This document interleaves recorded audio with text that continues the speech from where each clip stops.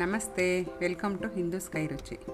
ಇವತ್ತು ನಾನು ಮಾಡ್ತಾ ಇರೋದು ನಮ್ಮ ಮನೇಲಿ ಹೇಗೆ ಮಾಡ್ತೀವಿ ಸಾಂಬಾರು ಪುಡಿ, ಅದನ್ನು ತೋರಿಸ್ಕೊಡ್ತೀನಿ. ಅದನ್ನು ಹೇಗೆ ಮಾಡೋದು ಅಂತ ನೋಡೋಣ. ನಾನು 1 kg ಸಾಂಬಾರು ಪೌಡ್ರು ಹೇಗೆ ಮಾಡೋದು ಅಂತ ಹೇಳ್ಕೊಡ್ತೀನಿ. 1 kg ಸಾಂಬಾರು ಪುಡಿ ಮಾಡೋದಕ್ಕೆ ಏನೇನು ಸಾಮಗ್ರಿಗಳು ಬೇಕು, ಎಷ್ಟು ಮೆಜರ್ಮೆಂಟ ನಾನು ಹಾಕ್ತೀನಿ ಅಂತ ಅಂದ್ಬಿಟ್ಟು ತೋರಿಸ್ಕೊಡ್ತೀನಿ.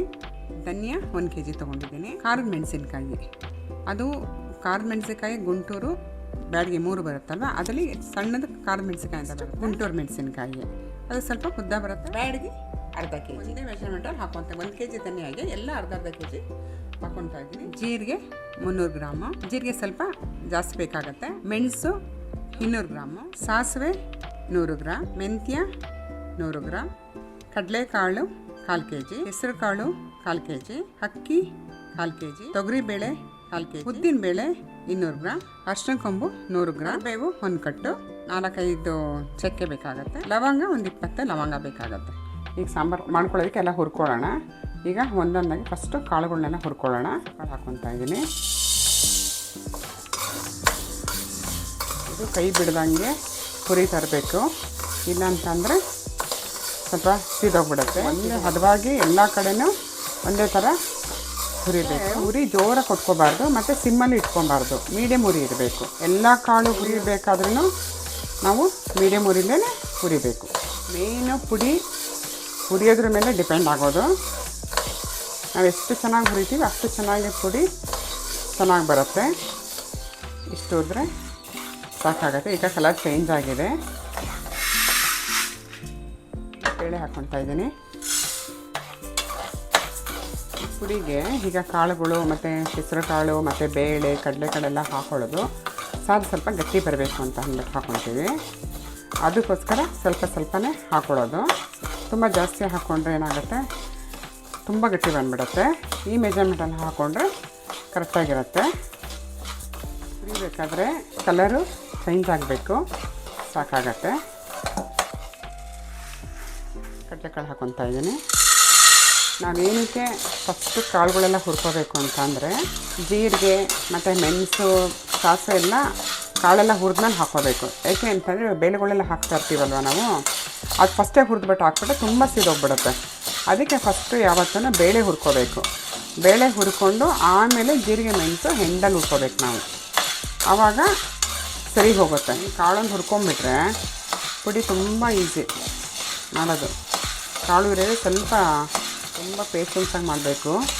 ಸುಮ್ಮನೆ ಹುರಿ ಜೋರು ಕೊಟ್ಬಿಡೋದು, ಬೇಗ ಹಾಕ್ಬಿಡಲಿ ಅನ್ನೋದು ಇದೆಲ್ಲ ಮಾಡೋಕ್ಕೆ ಹೋಗ್ಬಾರ್ದು ಪುಡಿ ಮಾಡಬೇಕಾದ್ರೆ. ಕಡಲೆಕಾಳು ಇಷ್ಟ ಆಗಿದೆ, ಸಾಕು.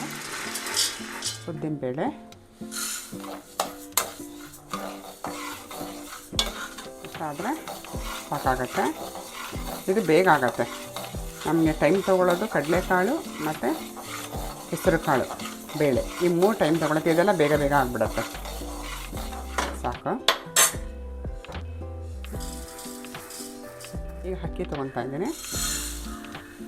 ಮಾಮೂಲಿ ನಾವು ಸೋನಾ ಮಸಾಲೆ ಮನೇಲಿ ಯಾವ್ದು ಯೂಸ್ ಮಾಡ್ತೀವಿ ಆವತ್ತೇ ಹಾಕೊಳ್ಳೋಣ. ಕಲರು ಸ್ವಲ್ಪ ಈ ಥರ ಬ್ರೌನಾಗಿ ಬರುತ್ತೆ. ಮೆಂತ್ಯ ಹಾಕೊಳ್ಳೋಣ. ಮೆಂತ್ಯ ನೋಡಿ ಎಷ್ಟಾದರೂ ಸಾಕಾಗುತ್ತೆ. ಪಟ ಸೌಂಡ್ ಬರುತ್ತೆ ನೋಡಿ. ಈಗ ಮೆಣಸು ಹಾಕೊಳ್ಳೋಣ. ಈ ಥರ ಸ್ವಲ್ಪ ಸೌಂಡ್ ಬರಬೇಕು ನೋಡಿ. ಮೆಣಸು ಈ ರೀತಿ ಸೌಂಡ್ ಬಂದರೆ ಆಗಿದೆ ಅಂತ. ಈಗ ಸಾಸಿವೆ ಹಾಕ್ಕೊತಾ ಇದ್ದೀನಿ. ಸಾಸಿವೆ ಹಾಕಿದ ತಕ್ಷಣ ಹಿಂಗೆ ಕೈ ಹಿಂಗೆ ಆಡಿಸ್ತಾನೆ ಇರಬೇಕು, ಬೇಗ ಇಲ್ಲಾಂದರೆ ಸಿದೋಗ್ಬಿಡುತ್ತೆ. ಜೀರಿಗೆ ಸ್ವಲ್ಪ ಜಾಸ್ತಿ ಇರೋದ್ರಿಂದ ನಾನು 2 ಸತಿ ಹಾಕ್ಕೊತಾ ಇದ್ದೀನಿ. ಈ ಕಲರ್ ಚೇಂಜ್ ಆಗಿದೆ. ಕಲರ್ ಚೇಂಜ್ ಆಗಿದ ತಕ್ಷಣ ಮಿಸ್ಬಾರ್ದು, ಅದು ಸ್ವಲ್ಪ ಪಟ ಅಂತ ಸೌಂಡ್ ಬರುತ್ತೆ, ಆವಾಗ ತೆಗಿಬೇಕಾಗತ್ತೆ. ಮತ್ತು ಪುಡಿ ಮಾಡಬೇಕಾದ್ರೆ ಯಾವುದೇ ಕಾರಣಕ್ಕೂ ಎಣ್ಣೆ ಹಾಕ್ಕೊಂಡು ಕಾಳುಗಳು ಹಾಲಿದಾಗಲೂ ಹುರ್ಕೊಳಕ್ಕೆ ಹೋಗ್ಬಾರ್ದು. ಬರೀ ಮೆಣಸಿನ್ಕಾಯಿಗೆ ಮಾತ್ರ ನಾವು ಸ್ವಲ್ಪ ಎಣ್ಣೆ ಹಾಕಿ ಹುರ್ಕೋಬೇಕಾಗತ್ತೆ. ಇದಕ್ಕೆಲ್ಲ ಹಂಗೆ ಡ್ರೈ ಆಗಿ ಹುರ್ಕೋಬೇಕು. ಧನಿಯಾ ಹಾಕೊಳ್ಳೋಣ. ಧನಿಯಾ ಸ್ವಲ್ಪ ಬೆಚ್ಚಗಾದರೆ ಸಾಕು, ತುಂಬ ಹುರಿಬೇಕು ಅಂತೇನಿಲ್ಲ. ಸ್ವಲ್ಪ ಒಂದು ನಿಮಿಷ ಅಷ್ಟೇ, ಸ್ವಲ್ಪ ಉಗುರು ಬೆಚ್ಚಗಾದರೆ ಸಾಕಾಗುತ್ತೆ. ಧನಿಯಾ ತುಂಬ ಹುರಿಬೇಕು ಅಂತ ಇಲ್ಲ. ಇಲ್ಲ ಧನಿಯಾ ಚೆನ್ನಾಗಿ ಬಿಸಿಲಲ್ಲಿ ಒಣಗಿರುತ್ತೆ ಧನಿಯಾ, ಅದಕ್ಕೇ ಸ್ವಲ್ಪ ಬೆಚ್ಚಗೆ ಮಾಡಿಕೊಂಡ್ರೆ ಸಾಕಾಗತ್ತೆ. ನಾವೀಗ ಮಳೆಗಾಲದಲ್ಲೆಲ್ಲ ಪುಡಿ ಮಾಡಿದ್ರೆ ಸ್ವಲ್ಪ ಧನಿಯಾ ಒಣಗಿರಲ್ಲ, ಆವಾಗ ಸ್ವಲ್ಪ ಹುರಿಬೇಕಾಗತ್ತೆ. ಈಗ ಬೇಸಿಗೆ ಅಲ್ವಾ, ಅದಕ್ಕೇ ಈಗೇನು ಅಷ್ಟೊಂದು ಹುರಿಯೋ ಅವಶ್ಯಕತೆ ಇರೋಲ್ಲ, ಸ್ವಲ್ಪ ಉಗುರು ಬೆಚ್ಚಗಾದರೆ ಸಾಕಾಗುತ್ತೆ. ಒಂಚೂರು ಕಲರು ಚೇಂಜ್ ಆಗಿದೆ, ಸ್ವಲ್ಪ ನೋಡಿ ಹಿಂಗೆ ಬೆಚ್ಚಗೆ ಹಿಂಗೆ ಇಟ್ಕೊಂಡು ಹಿಂಗೆ ಬೆಚ್ಚಗಾದರೆ ಸಾಕು. ಈಗ ಮೆಣಸಿನ್ಕಾಯಿ ಹುರ್ಕೊಳ್ಳೋಣ. ಫಸ್ಟು ಬ್ಯಾಡಗಿ ಮೆಣಸಿನ್ಕಾಯಿ ಹುರ್ಕೊಳ್ಳೋಣ, ಯಾಕೆಂದರೆ ಅಷ್ಟೊಂದು ಖಾರ ಇರಲ್ಲ, ಘಾಟ ಆಗಲ್ಲ. ಕೆಲವರು ಮೆಣಸಿನ್ಕಾಯಿ ಹುರಿಯಲ್ಲ, ಹಂಗೆ ಹಾಕ್ತಾರೆ. ನಾನು ಸ್ವಲ್ಪ ಹುರಿತೀನಿ ಮೆಣಸಿನ್ಕಾಯಿ ಹುರಿಬೇಕಾದ್ರೆ ಒಂದು ತೊಟ್ಟು ಈ ರೀತಿ ಎಣ್ಣೆ, ಒಂದು 2 ಕಲ್ಲು ಈ ಥರ ಉಪ್ಪು ಈ ರೀತಿ ಹಾಕ್ಕೊಂಡ್ರೆ ಮತ್ತು ಘಾಟು ಬರಲಿದ್ರೆ ಪುಡಿನೂ ಚೆನ್ನಾಗಿ ಆಗುತ್ತೆ, ಟೇಸ್ಟ್ ತುಂಬ ಚೆನ್ನಾಗಿರುತ್ತೆ ಮತ್ತು ಬೇಗ ಕೆಡೋದಿಲ್ಲ ಪುಡಿ. ಇವಾಗ ನಾವು 1 ವರ್ಷ ಇಟ್ಟರೂ ಏನೂ ಆಗೋದಿಲ್ಲ ಪುಡಿ. ಸ್ವಲ್ಪನೇ ಹಾಕ್ಕೊಂಡು ಈ ರೀತಿ ಹುರ್ಕೊಳ್ಳೋಣ, 2 ನಿಮಿಷ ಸಾಕು. ಮೆಣಸಿನ್ಕಾಯಿ ಹುರಿಬೇಕಾದ್ರೆ ತುಂಬ ಕೆಂಬರುತ್ತೆ ಅನಿಸಿದ್ರೆ ಒಂದು ಲೋಟ ನೀರು ಇಟ್ಕೊಳ್ಳಿ, ಚೂರು ಕುಡ್ಕೊಂಡು ನೀವು ಮೆಣಸಿನ್ಕಾಯಿ ಹುರಿದ್ರೆ ಅಷ್ಟು ಘಾಟ್ ಅನಿಸಲ್ಲ ನನಗೆ. ಮೆಣಸಿನ್ಕಾಯಿ ಹುರಿಬೇಕಾದ್ರೆ 2 ಕಡೆ ಈ ಥರ 2 ಸೌಟಿಗೆ ಹುರಿದಾಗತ್ತೆ. ಚೂರು ಬೆಲ್ಲ ಹಾಕ್ಕೊಳ್ಳಿ ಬಾಯಿಗೆ, ನನಗೆ ಅಷ್ಟು ಕೆಂಬರಲ್ಲ, ಹೋಗುತ್ತೆ ಅಂತ ಅಲ್ಲ, ಕೆಂಪು ಕಡಿಮೆ ಆಗುತ್ತೆ. ಈಗ ಗುಂಟೂರು ಮೆಣಸಿನ್ಕಾಯಿ ಹುರ್ಕೊತಾ ಇದ್ದೀನಿ. ಒಂಚೂರು ಎಣ್ಣೆ, 2 ಕಲ್ಲು ಉಪ್ಪು ಹಾಕ್ಕೊಂಡು ಈ ರೀತಿ ಆಗಿದೆ ನೋಡಿ, ಇಷ್ಟು ಹುರ್ಕೊಂಡ್ರೆ ಸಾಕಾಗತ್ತೆ. ಈಗ ಖಾರದ ಮೆಣಸಿನ್ಕಾಯಿ ಹಾಕ್ಕೊತಾ ಇದ್ದೀನಿ. ಎಣ್ಣೆ, ಸ್ವಲ್ಪ ಉಪ್ಪು ನೋಡಿ ಆಗಿದೆ. ಇದು ಖಾರ ಮೆಣಸಿನ್ಕಾಯಿ. ಈಗ ಚಕ್ಕೆ ಮತ್ತು ಲವಂಗ 2 ಹೊತ್ತಿಗೆ ಸ್ವಲ್ಪ ಹುರ್ಕೊಳ್ಳೋಣ.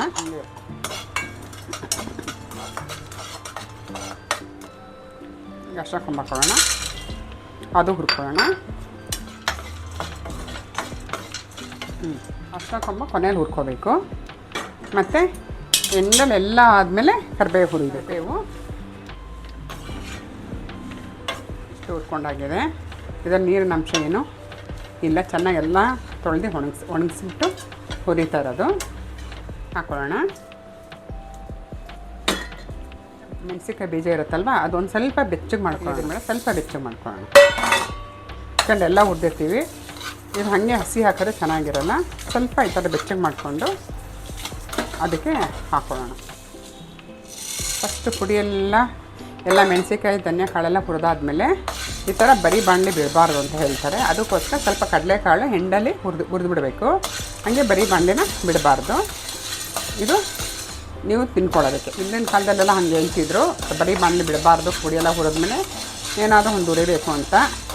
ಇದು ಸಾಂಬಾರು ಪುಡಿ, ಇದು ನಮ್ಮ ಅಮ್ಮನ ರೆಸಿಪಿ, ನಮ್ಮಮ್ಮ ಹೇಳ್ಕೊಟ್ಟಿರೋದು. ಇದು ನಮ್ಮಮ್ಮ ಹೇಳಿರೋದು ನಾವು ಮಾಡ್ತಾಯಿದ್ದೀವಿ. ಮೆಣಸಿನ್ಕಾಯಿನೆಲ್ಲ ಈ ಥರ ಪುಡಿ ಮಾಡ್ಕೊಂಡಿದ್ದೀನಿ.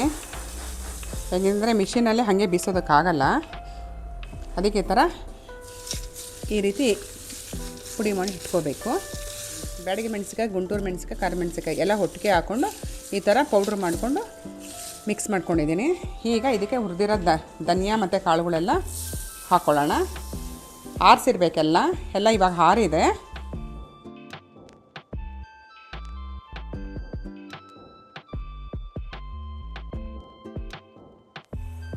ಈಗ ಎಲ್ಲ ಮಿಕ್ಸ್ ಮಾಡ್ಕೊಳ್ಳೋಣ.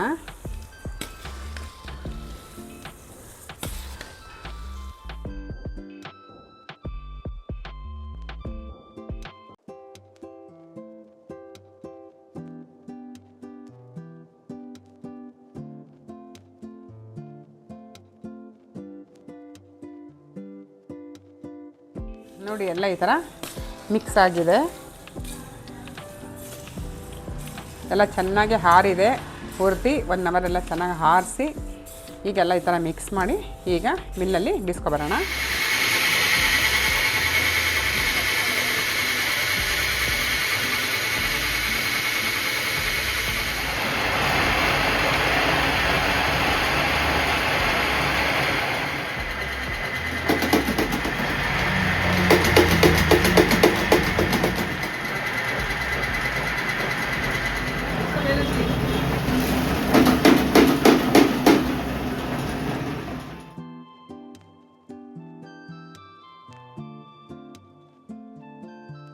ಮಿಲ್ ಮಾಡಿದ್ಮೇಲೆ ಈ ಥರ ಎಲ್ಲ ಆರಿಸ್ಕೋಬೇಕು.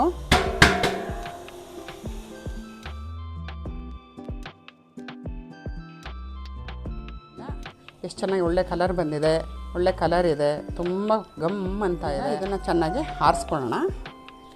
ಎಲ್ಲ ಬೀಸ್ಕೊಬಂದು ಹಿಂಗೆ ಹಾರಾಕಿದ್ದೀನಿ. ಎಲ್ಲ ಚೆನ್ನಾಗಿ ಹಾರಿದೆ. ಬೀಸಾದ್ಮೇಲೆ ಸ್ವಲ್ಪ ಬೇಳೆ ಹಾಕಿರ್ತೀವಿ, ಪುಡಿ ಇದೆಲ್ಲ ಬರಲಿ ಅಂತ ಅಂದ್ಬಿಟ್ಟು ಬೇಳೆ ಹಾಕಿರ್ತೀವಿ. ಈಗ ಅದನ್ನು ಜರಡಿ ಹಿಡ್ಕೊತೀನಿ. ಫಸ್ಟ್ ಜರಡಿ ಹಿಡ್ಕೊಳ್ಳೋಣ. ಜರಡಿ ಹಿಡ್ಕೊಂಡು ಎಲ್ಲ ಮಿಕ್ಸ್ ಮಾಡ್ಕೊಳ್ಳೋಣ. ನೋಡಿ, ಇದೆಲ್ಲ ಒಂದು ಸತಿ ಮಿಕ್ಸ್ ಮಾಡ್ಕೊಳ್ಳೋಣ. ಎಲ್ಲ ಪೂರ್ತಿ ಒಂದು ಸತಿ ಪುಡಿನ ಫುಲ್ ಈ ರೀತಿ ಮಿಕ್ಸ್ ಮಾಡ್ಕೊಂಡ್ಮೇಲೆ ಜರಡಿ ಹಿಡ್ಕೊಳ್ಳೋಣ. ಪುಡಿನ ನಾವು ಈ ಥರ ಸಾಂಬಾರು ಪೌಡ್ರ್ ಮಾಡಬೇಕು ಅಂತಂದರೆ ಹಿಂದಿನ ದಿವಸನೇ ಎಲ್ಲ ರೆಡಿ ಮಾಡಿ ಇಟ್ಕೊಂಡು, ಈ ಸಮ್ಮರ್ಗಳಲ್ಲಿ ಮಧ್ಯಾಹ್ನ ಟೈಮಲ್ಲಿ ಪುಡಿ ಹುರಿದು ಮಾಡೋದು ತುಂಬ ಕಷ್ಟ ಆಗುತ್ತೆ. ಅದಕ್ಕೋಸ್ಕರ ಏನು ಮಾಡಬೇಕು, ಹಿಂದಿನ ದಿವಸನೆಲ್ಲ ರೆಡಿ ಮಾಡಿ ಇಟ್ಕೊಂಡು ಬೆಳಗ್ಗೆನೇ 6 ಗಂಟೆಗೆ ಶುರು ಮಾಡಿದ್ರೆ 8 ಗಂಟೆ 9 ಗಂಟೆಗೆಲ್ಲ ಪುಡಿ ಮಾಡಿಬಿಡ್ಬೋದು. ಇವತ್ತು ನಾನು ಹಾಗೆ ಮಾಡಿರೋದು. ನೆನ್ನೆನ ರೆಡಿ ಮಾಡಿ ಇಟ್ಕೊಂಡಿದ್ದೆ, ಬೆಳಗ್ಗೆ 6:15ಗೆ ಶುರು ಮಾಡಿ 9 ಗಂಟೆ ಅಷ್ಟರಲ್ಲೆಲ್ಲ ಪುಡಿ ಎಲ್ಲ ಬೀಸಿ ಎಲ್ಲ ರೆಡಿ ಆಗಿದೆ. ಬಿಸಿಲು ಟೈಮಲ್ಲಿ ಮಾಡೋದಕ್ಕೆ ಕಷ್ಟ ಆಗುತ್ತೆ. ಆದಷ್ಟು ಆ ಟೈಮಲ್ಲಿ ಮಾಡಿಕೊಂಡ್ರೆ ಚೆನ್ನಾಗಿರುತ್ತೆ. ಈಗ ಜರಡಿ ಇಟ್ಕೊಳ್ಳೋಣ.